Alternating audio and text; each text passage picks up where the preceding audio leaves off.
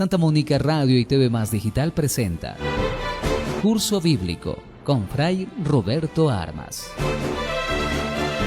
Únete a Fray Roberto Armas mientras nos guía en un viaje de descubrimiento y reflexión a través de las Sagradas Escrituras. Explora las enseñanzas de la Biblia, profundiza en su significado y descubre lo que nos dice Dios a través de su palabra. No te pierdas Curso Bíblico con Fray Roberto Armas. Sintonízanos y enriquece tu camino de fe. Bienvenidos ya a Curso Bíblico y ya tenemos al Padre Roberto Armas, quien hoy día nos da una nueva enseñanza. Agustino Recoleto, por supuesto, y aquí le damos la bienvenida. Padre, muy buenos días. Buenos días, Senia, buenos días, radio oyentes, todos los que escuchan este programa. Un saludo cordial a todos y de nuevo con ustedes para hablar más de la palabra de Dios. En este caso hablaremos del Evangelio de San Marcos. Así es. Bien, pues comenzamos diciendo que quien se adentra en la aventura de conocer a otra persona, como en este caso es Jesús, tiene que aprender a distinguir su verdadero rostro, dejándose cautivar por él. El Evangelio de San Marcos fue para las primeras comunidades cristianas, y lo sigue siendo para las de hoy, una invitación para descubrir el auténtico rostro de Jesús, recorriendo junto a él la senda que conduce hasta la cruz y que culmina en la resurrección. Entre los años 60 y 70 después de Cristo, se compuso este primer evangelio, el primer evangelio para responder a las dificultades que padecía el grupo de cristianos, especialmente en Roma. Va dirigido más para las primeras comunidades cristianas de Roma. Allí los seguidores de Jesús soportaban persecuciones e incomprensiones por parte de judíos y por parte de los mismos romanos.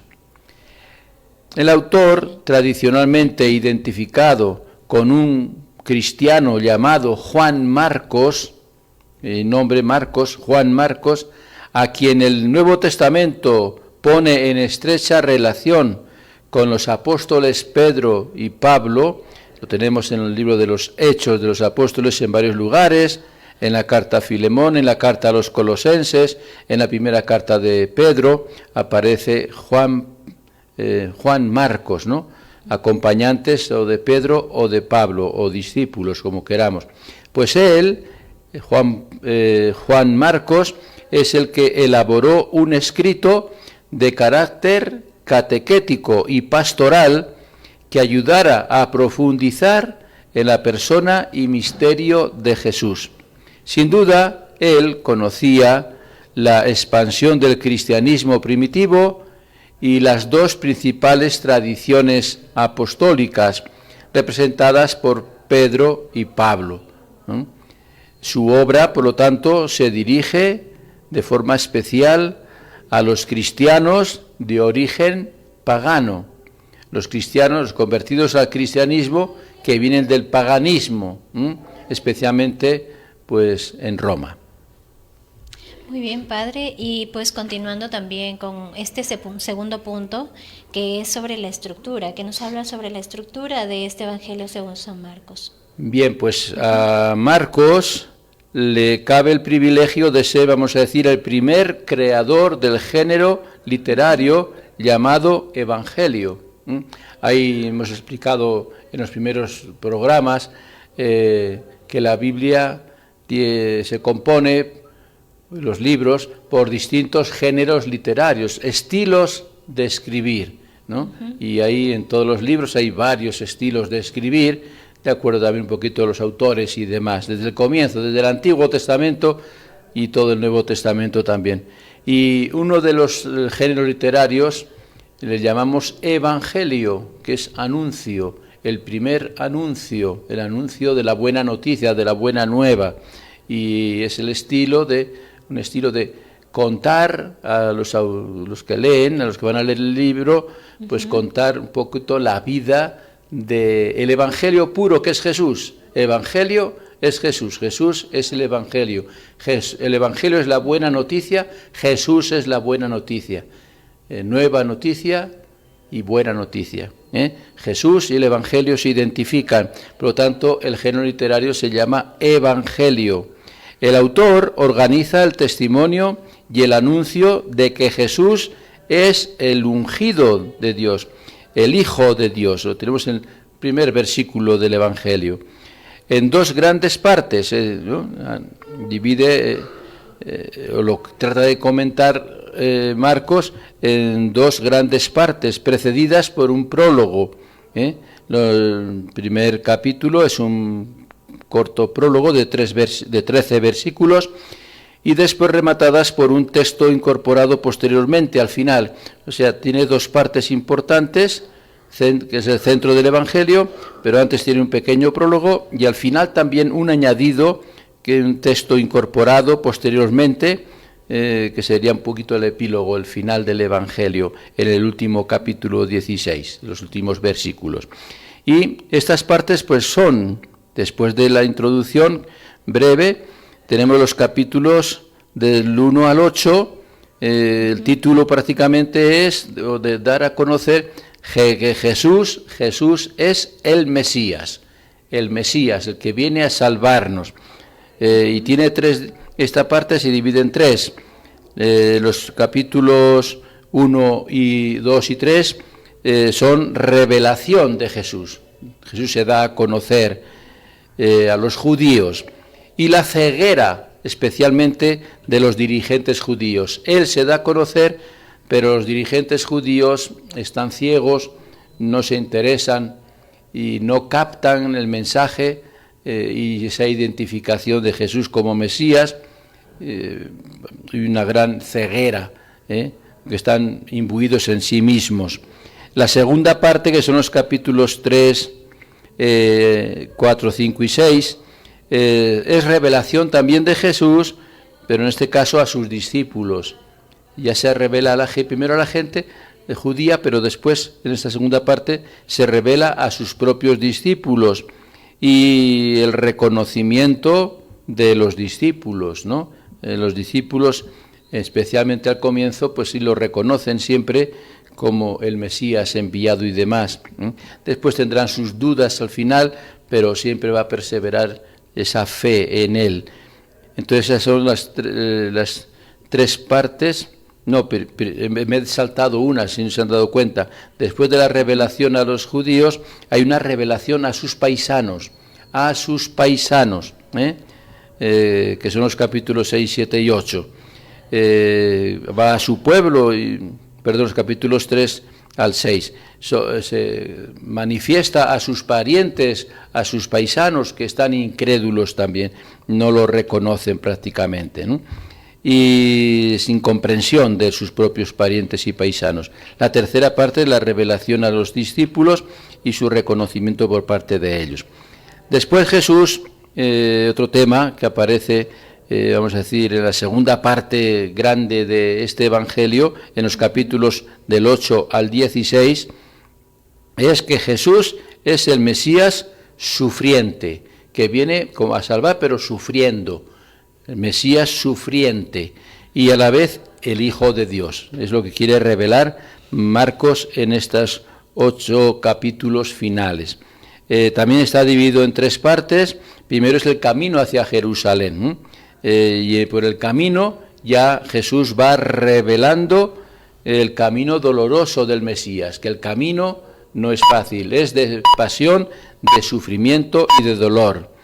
En la segunda parte, ya en Jerusalén, ha entrado a Jerusalén y revela su autoridad, que supera la autoridad de los anteriores que han pasado, profetas y demás, y especialmente el rey David y demás, que son autoridades innatas ahí en el pueblo de Israel, que el Mesías que llega ahora es más autoridad que todo el Antiguo Testamento y más autoridad que todo lo escrito en la ley, porque es el autor de todo. Y la tercera parte ya va a ser la narración de la pasión y de la resurrección de Jesús, ¿no? Revelación en plenitud de todo cómo va a cumplir Jesús o cumple esa misión que le ha encargado el Padre. Tenemos eso en el capítulo 14, especialmente 15 y 16. 14, 15 y 16 es esta tercera parte, pasión, muerte y resurrección de Jesús.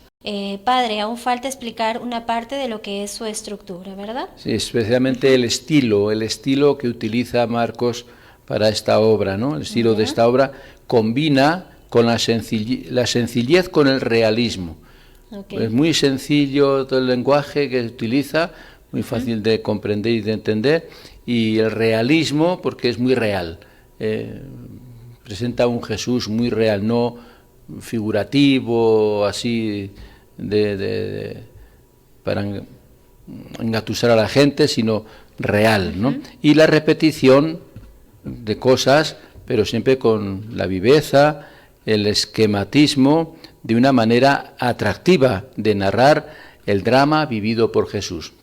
Es un drama la muerte de Jesús, el fin de Jesús, ¿no? Su vida, pero sobre todo cómo se termina con la traición, la pasión, la muerte y demás. Es un drama que lo vive Jesús intensamente. Exacto. Entonces Marcos lo presenta de una forma atractiva, ¿no?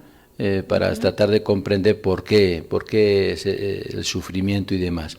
El hilo conductor y unificador de toda la obra es la revelación de la identidad de Jesús.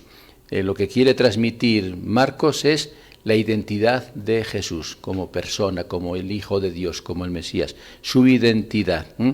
El evangelista se propone mostrar de una manera progresiva que Jesús de Nazaret es realmente el Mesías esperado, el que habían anunciado todos los profetas y demás, ¿no? Lo dice eso en el capítulo 8, Marcos, en el versículo 29, ¿no? Realmente es el Mesías, el anunciado, el que todo el Antiguo Testamento habla como la promesa desde el origen, desde el pecado de Adán y Eva, ya Dios promete pues un Salvador, un Mesías Salvador, y Marcos trata de identificar que ese Mesías Salvador anunciado en todo el Antiguo Testamento es el mismo Jesús. Si bien su mesianismo, el mesianismo, se diferencia radicalmente del que alimentaban las esperanzas judías de aquel tiempo. O sea, los judíos habían interpretado a los profetas la palabra mesianismo, Mesías, como un salvador de ese momento, un salvador de lo que les oprimía en ese momento, un salvador político, un salvador de la opresión del Imperio Romano en este caso, o de la invasión de otros pueblos que hubo anteriormente. Entendían eso los judíos cuando hablaban los profetas y demás. Sin embargo, ya Marcos presenta un Mesías distinto. No es un Mesías político, no es un Mesías que va a liberar de los imperios humanos de otras naciones, como el romano en este caso, o el griego, el que sea, sino que viene a liberar de otra cosa más esencial e importante, como es liberación del pecado y de la muerte. Liberación del pecado y de la muerte para darnos el perdón, la gracia y la vida, para que el pueblo tenga vida, para que nosotros tengamos vida. Con todas las características de lo que tiene que ser una vida libre y una vida feliz, ¿no?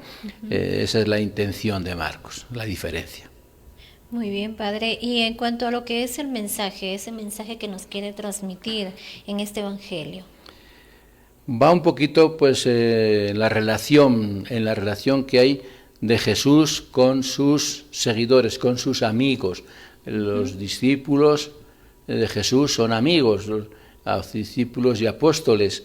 Entonces, todo ese mensaje de enseñanza va en relación a esa amistad, a los seguidores de Jesús. Sin duda, la gran tarea del autor en este Evangelio consiste en presentar ante los ojos de sus lectores la personalidad singular de Jesús de Nazaret, el hombre que genera tantas opiniones, a veces casi siempre contradictorias, ¿no? Los que lo acogen, lo aceptan y lo entienden o tratan de entenderlo, y los que lo rechazan a primera vista.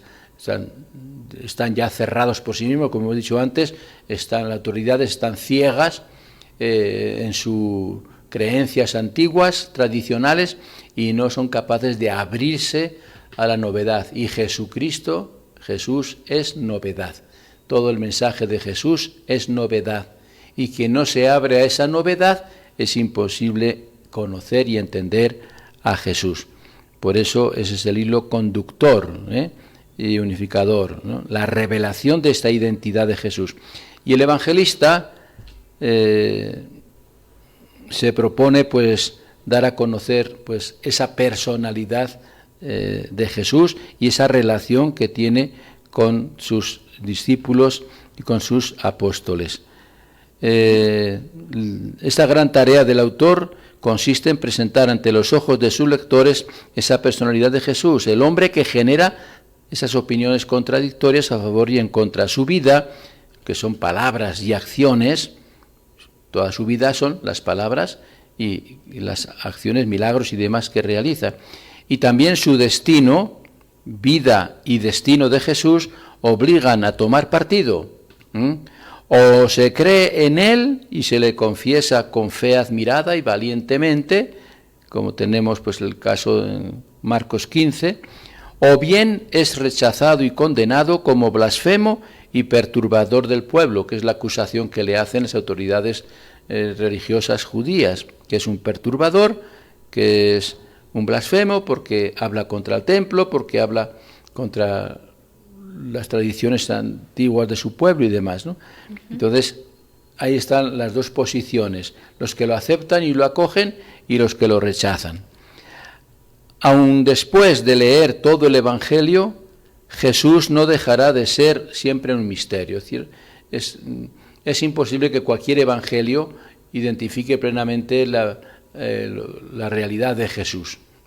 ¿Quién es Jesús? Es un misterio. Jesús es Dios y todo Dios es un misterio.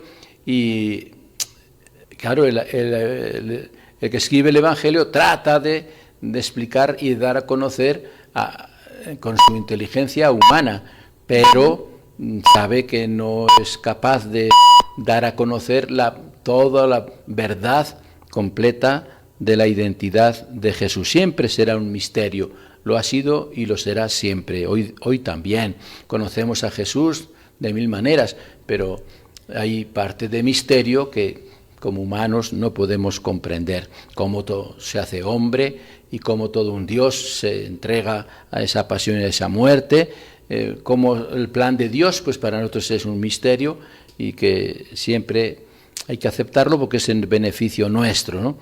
Sin embargo, para quienes hacen una lectura comprometida y sin prejuicios, el misterio se vuelve a cada paso un poquito más transparente.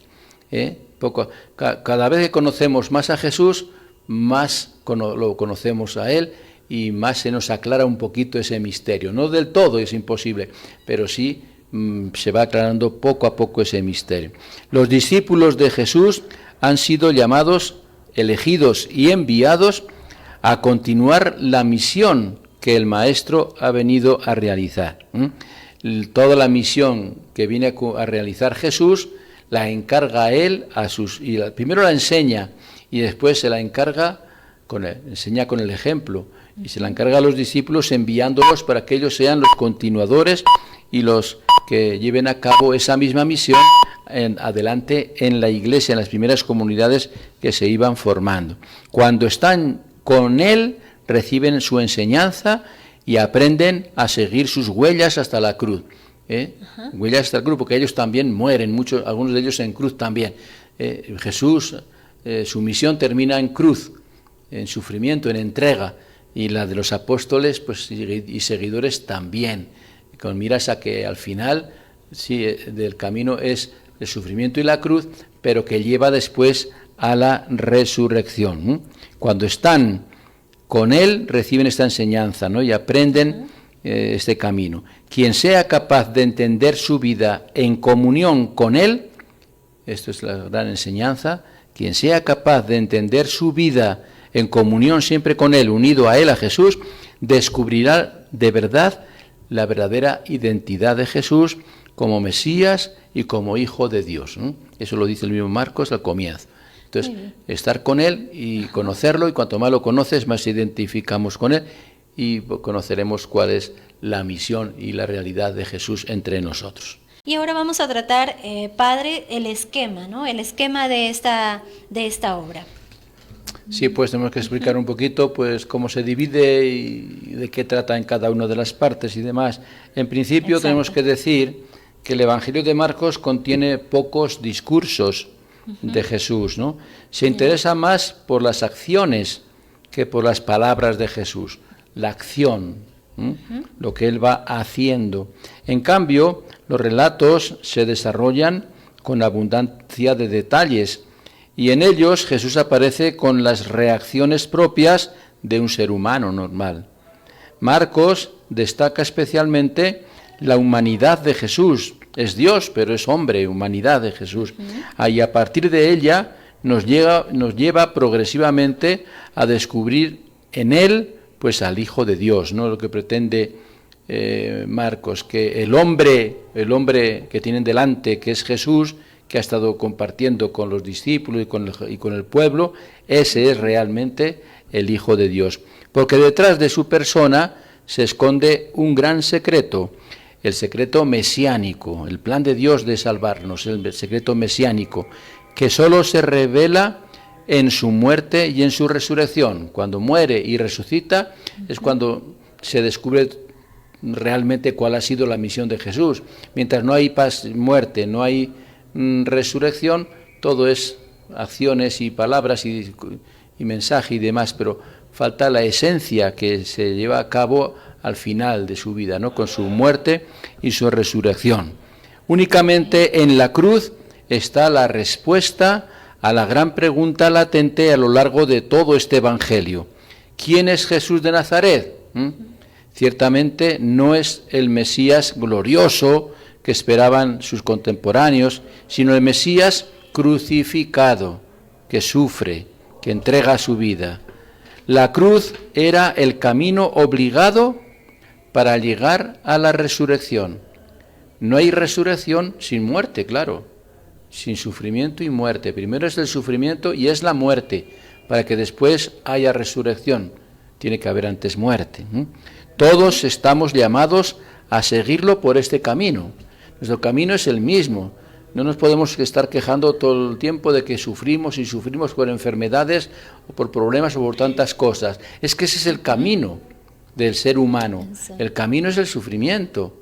Por el sufrimiento se va a llegar a la victoria, se va a llegar a la resurrección, a la vida.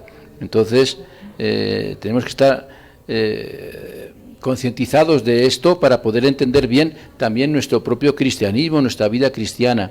Todos estamos llamados a seguir por este mismo camino, a Jesús, para poder comprender cada vez con más profundidad la buena noticia de Jesús, el Mesías, el Hijo de Dios, que Marcos nos transmite con tanta frescura y sencillez como un eco fiel del primer anuncio del Evangelio. Entonces ese anuncio del Evangelio va unido a este caminar, este camino de Jesús, un camino normal con las demás gente, pero que conlleva sufrimiento y termina en la muerte. No, termina no. Un paso es la muerte con sufrimiento, pero el último paso no es ese, el último paso es la resurrección y la vida. Si todos queremos resurrección y vida eterna, vida para siempre, tenemos que pasar necesariamente por el sufrimiento y por la muerte, por lo tanto no nos extrañemos ni tengamos miedo, ¿no? Y por tantas pruebas, ¿no, padre? Bien, entonces el Evangelio comienza su ministerio de Jesús, igual que Juan, Marcos igual que Juan, no hacen referencia a la infancia de Jesús. En Marcos y en Juan no hay detalles de la infancia de Jesús, ni su nacimiento, ni acciones propias de como niño Jesús. Como lo hace Mateo y Lucas, sí hablan de la infancia de Jesús. El Evangelio de Marcos comienza abruptamente con la predicación de Juan el Bautista, quiere decir que ya Jesús es mayor, son contemporáneos. Unos meses llevaba Juan a Jesús, ni un año siquiera lo llevaba en edad, ¿no? Son de la misma edad. Entonces, este Evangelio comienza con el anuncio, la predicación, la preparación de Juan Bautista, que bautiza con agua a Jesús y atrae a la multitud, pero anuncia la llegada del que es más poderoso que él. Juan está anunciando, está preparando la llegada de Jesús, pero deja bien en claro que el importante es Jesús, no él. Solo él, Jesús. Juan bautiza a Jesús, pero es un bautismo simbólico nada más. Él, Jesús, el bautizado ahora por Juan, él es que va a bautizar realmente después con el Espíritu Santo, y es el bautismo que Jesucristo después instituye y proclama y lo hace que los apóstoles lo repitan, lo transmiten, bautizando a los que se convierten, bautizándolos siempre en el nombre del Padre, del Hijo y del Espíritu Santo. Desde el primer momento, Marcos nos dice claramente quién es Jesús, ya que la escena de su bautismo pone bien de relieve la manifestación del Padre, que lo declara su Hijo muy querido. Cuando se bautiza Jesús y sale del agua, viene sobre él el Espíritu Santo en forma de paloma, y una voz se escucha del Padre: este es mi Hijo amado. Así que Marcos deja bien claro desde el principio quién es Jesús, el Hijo amado del Padre Dios, el Hijo de Dios, ¿no? Desde el comienzo, del propio bautismo. La brevedad con que Marcos narra las tentaciones de Jesús en el desierto nos ayuda a penetrar en el aspecto esencial del hecho, la lucha y la victoria de Cristo. Para que haya victoria tiene que haber lucha, y la lucha es contra la tentación, contra el que nos tienta, contra el maligno. Es el espíritu del mal el que arma la lucha, y Jesús lucha con el mal. Por lo tanto, ese es también un tema central del Evangelio, porque no solamente la primera tentación ahí en el desierto, sino que pues habrá más tentaciones de distintas maneras. El enemigo siempre estará acechando a Jesús. De ahí pasa pues ya a la actividad del mismo Jesús, primero en Galilea. La primera parte del Evangelio, ya desde el primer capítulo, aparece Jesús evangelizando en Galilea. Viene a proclamar la buena noticia de Dios. Esto es el Evangelio, la buena noticia de que el reino de Dios irrumpe en el mundo y está personificado en Jesús. La entrada en el reino exige un nuevo estilo de vida. Es preciso convertirse y creer en la buena noticia. Por eso Jesús, cuando comienza su vida pública, lo primero que hace es: conviértanse. La primera palabra que dice, el primer mensaje, es al pueblo entero, a discípulos y a todos: conviértanse y crean en el Evangelio. Convertirse y creer. Convertirse, dejar la vida pasada de pecado y creer en el Evangelio. La buena noticia es creer en Jesús también, es creer en Dios también, ¿no? Entonces, es el comienzo de la misión de Jesús, y es lo primero que se dedica a invitar a la gente a la conversión y a la fe, a creer, para poder pertenecer en el reino de Dios. El reino de Dios está ya cerca, está entre ustedes. El reino de Dios también es Jesús. El Evangelio es Jesús, el reino de Dios es Jesús, que ya está entre nosotros. Y que para que se haga realidad, nosotros tenemos que entrar en ese reino, ¿no? Convirtiéndonos y manifestando pues nuestra fe. Comienza a llamar a los discípulos, a formar comunidad. Por medio de parábolas explica este reino de Dios, los milagros y demás. Estos son la forma de atraer también un poquito a los seguidores, y muchos comienzan a seguirlo. Entre ellos, y para colaborar con su ministerio, pues él mismo elige a 12 especiales, a los 12 apóstoles, pero hay muchos más discípulos que también los va preparando y enseñando para la misión que van a llevar a cabo después, ¿no? Marcos destaca esta oposición en 5 controversias muy significativas que preludian poco a poco la muerte de Jesús, ¿no? Lo vamos a ir viendo más adelante.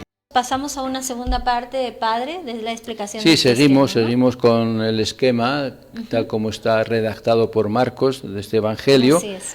En la primera actividad decimos que es la presentación de Jesús por Juan Bautista. Entonces Jesús se presenta en Galilea, su primera predicación, invitando a la conversión y a la fe. La segunda parte viene ya, saltamos casi al capítulo 7, 4, 5, 6, 7, por ahí, es la actividad de Jesús ya fuera de Galilea. Primero es en Galilea, después es fuera de Galilea. El reino de Dios no es monopolio de unos pocos. Aunque todavía no había llegado el tiempo de llevar la buena noticia a los paganos, Galilea era considerada como pagana, como no muy religiosa. Entonces, de todas maneras, Jesús también va ahí. Jesús incursiona en esa tierra extranjera que es Galilea. También allí pone de manifiesto el poder de Dios sobre las enfermedades y sale al encuentro de las necesidades humanas. Hace muchas curaciones ahí, cura a muchos enfermos. Es la manifestación del poder de Dios sobre las enfermedades y sale al encuentro de las necesidades de todos, anticipando el momento en que el pan de los hijos será compartido con todos. El pan de los hijos, decían, es para los hijos. Pero una mujer pagana dijo, pero se caen migajas que aprovechan los que no son hijos, los perritos y demás. Es que la palabra de Dios no es solamente para los elegidos, es para todos, ¿no? Sea el trozo de pan o sea las migajas, llega a todos. El mensaje tiene que llegar a todos y Jesús quiere que llegue a todos. Por eso predicará en la zona más religiosa, que es Jerusalén, Judea, pero también predicará en Galilea, que es tierra de gentiles, tierra de paganos, de menos creyentes. Durante este viaje por Galilea tiene lugar la profesión de fe de Pedro. Ahí donde dice, ¿quién dice la gente que soy yo aquí en Galilea o en Judea o donde sea? Y entonces la respuesta es, dicen que eres un profeta, no dice la gente que eres el Mesías, dicen que eres un profeta, que eres Jeremías, que eres profeta que ha vuelto a la vida. Pero ¿y ustedes quién piensan de mí? Entonces Pedro contesta, para nosotros, tú eres el Mesías, el Hijo de Dios, ¿no? Y esta confesión es clave para ir poco a poco entendiendo el personaje de Jesús. Este apóstol, portavoz de los demás, que es Pedro, lo reconoce como el Mesías, o sea, el Cristo, el ungido de Dios por excelencia, el anunciado por los profetas. Jesús acepta este título, porque no lo contradice, pero impide divulgar. Dice, es secreto mesiánico, no lo divulguen todavía, después lo tendrán que divulgar, todavía mejor no. Que solo en su muerte se iba a revelar plenamente, ¿no? Después de su muerte ya sí tiene que revelarse, al resucitar se revela claramente que es Dios, ¿no? Nadie resucita si es humano. Dios resucitó, Jesús resucitó porque es Dios, ¿no? Y entonces todo lo que viene después ya es dar a conocer a todo el pueblo, los apóstoles, la verdadera identidad de Jesús, Mesías y Salvador. Después viene la actividad en Jerusalén. Son tres partes distintas. Primero en Galilea, después fuera de Galilea, y ahora en Jerusalén, en la ciudad santa, en el lugar especial, ¿no? Ahí en Jerusalén la entrada pues es difícil, ahí se enfrenta con los del templo que lo han convertido en mercado y demás, y se enfrenta a las autoridades y demás. Y ahí en Jerusalén es donde las mismas autoridades ya no lo van a aguantar más, ya estaban acechándolo anteriormente, pero aquí vamos a decir que eso de expulsarlos del templo y decir que él es más, ¿con qué autoridad hace esto? Yo soy más que el templo, porque el templo, Jesús se refiere a su propio cuerpo, a nuestro propio cuerpo, templo espiritual, templo de personas. Nosotros formamos el templo de Dios. Y el templo construido pues no es importante, por eso lo acusan. Difama al templo, habla mal del templo, porque dice que el templo no es lo importante, porque claro, la construcción no es lo importante. En nuestras iglesias, la iglesia construida físicamente, sus paredes, sus adornos y demás, no son lo importante es que en esa casa habita Dios y Dios está presente, y ahí están presentes los cristianos, y unidos Dios con los cristianos, eso forma un templo, y eso es lo esencial. Y eso lo explicó Jesús en Jerusalén y le costó la vida, porque las autoridades no aguantaron esas respuestas y lo acusaron de difamar la religión judía y de hablar contra el templo de Dios y demás, y es por eso fue la acusación de los sumos sacerdotes y demás, y por eso lo llevaron ante Herodes y ante Pilato para que lo juzgue, ¿no? De ahí viene ya pues todo lo que conocemos, la detención en el huerto de los olivos, el juzgamiento, el juicio, los mismos sumos sacerdotes, después propio Pilato, con esas preguntas que conocemos por la pasión y demás. Los 4 evangelios desembocan, los 4, en este caso ahí sí hay coincidencia, desembocan todo su mensaje en el relato conmovedor de la pasión del Señor, en los 4 evangelios, seguido después de la pasión y la muerte en la cruz, y después seguido del anuncio de su resurrección. Eso es la esencial de los 4 evangelios y de la vida de Jesús: pasión, muerte y resurrección. Este relato de todo esto que estoy hablando y ese anuncio constituyen la buena noticia de la salvación por excelencia, que los apóstoles proclamaron al mundo, ¿no? Cuando salen a predicar es lo que proclaman. Ese Jesús al que ustedes han crucificado en la cruz, Dios lo ha resucitado, somos testigos y Él nos ha enviado a esto, ¿no? Esa fue la misión de los apóstoles. La pasión y la resurrección de Jesús iluminan todo el resto de su obra. Sin estos textos finales no tiene sentido la parte anterior. Por eso toda la pasión de Jesús es lo que ilumina todo el resto de la obra de Marcos y de cualquier evangelio. De su mensaje, su persona, todo da sentido, su muerte y su resurrección. ¿Con qué otra cosa el evangelio sino la buena noticia de un Mesías crucificado y resucitado? Un Mesías crucificado y resucitado. Esa es la gran buena noticia que tenemos que transmitir en la nueva evangelización. Bien, pues ya sabemos cómo termina todo. Jesús resucita, se aparece a los apóstoles. Bueno, ahí termina el evangelio original de Marcos. La parte última, donde aparecen ya las apariciones de Jesús a sus discípulos y demás, son como un añadido, ¿no? Un añadido. El Evangelio de Marcos termina de manera inesperada, por eso se le agregó después una conclusión, cuyo contenido es el resumen de los relatos de las apariciones de Jesús resucitado que figuran en los otros evangelios también, pero son añadidos. En este apéndice llama la atención la triple insistencia en la incredulidad momentánea de los discípulos, pero que al final, cuando la resurrección ya comienzan a creer, se afirma su fe. También para ellos la fe fue un don de Dios, o sea, la fe no la consiguen ellos con sus méritos, es un regalo que Dios les va dando, ¿no? Para que vayan creyendo. Y solo esa fe los hizo capaces de cumplir después la misión que Jesús, el Señor, les encomendó, a anunciar a todo el mundo la buena noticia de la salvación, no solo de palabra, sino también a la vez con sus obras, con su testimonio de vida. Los apóstoles predican igual que Jesús, palabras y testimonio de vida. Jesús y los apóstoles igual. Esta es la misión que le toca cumplir hoy a la Iglesia que somos nosotros. O sea, todo evangelio termina con una conclusión clara. Jesús ha venido a salvarnos, ha dado su vida, ha muerto por nosotros en la cruz, se ha entregado a sufrir por nosotros en la cruz y muere por nosotros, resucita para darnos vida a nosotros. Y este mensaje de pasión, muerte y resurrección y de conversión y demás, nos lo encarga a nosotros. Todo lo que Jesús hizo y anunció, lo tenemos que hacer ahora cada uno, la Iglesia, nosotros. La Iglesia somos todos y cada uno de los bautizados. Entonces, toda la Iglesia como servidora de Cristo, del Evangelio, tiene que servir al Evangelio proclamándolo y explicándolo.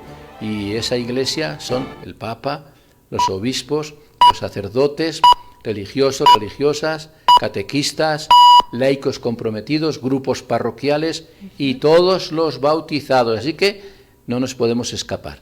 Nadie puede decir, yo no, a mí no me corresponde hablar de Dios, de hablar de Jesucristo. No nos podemos escabullir. Todos estamos involucrados porque todos formamos la Iglesia y a todos nos ha llamado Cristo y a todos nos ha enviado, a todos. El bautismo ya es un envío. La misa es un envío. Misa significa misión, un envío a la misión. La misa es un envío que hace el sacerdote de parte de Cristo a todos los que participan en la misa. Vayan en paz, pueden ir llevando la paz, lleven esta experiencia a los demás, todos involucrados. Por lo tanto, el Evangelio es imprescindible para nosotros, conocerlo bien, por eso ya llevamos dos, Mateo el otro día y Marcos hoy, nos quedan Marcos, nos queda, Lucas, nos queda Lucas y nos queda Juan en 2 días siguientes, ¿no? Así que estén atentos porque eso nos ayuda mucho a nosotros a asumir nuestra responsabilidad de que somos católicos, somos bautizados, somos discípulos de Jesús y discípulos misioneros, discípulos que seguimos a Jesús, misioneros que anunciamos a Jesús, a cumplirlo todos. Muy bien, Padre Roberto Armas, muchísimas gracias y gracias también a ustedes, queridos oyentes, queridos televidentes, por estar allí presentes a una nueva enseñanza aquí en Santa Mónica Radio. Muchísimas gracias.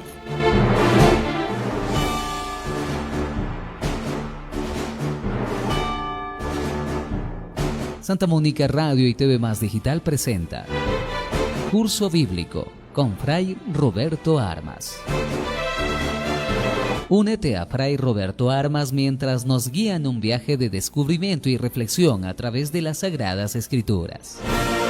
Explora las enseñanzas de la Biblia, profundiza en su significado y descubre lo que nos dice Dios a través de su palabra. No te pierdas Curso Bíblico con Fray Roberto Armas. Sintonízanos y enriquece tu camino de fe.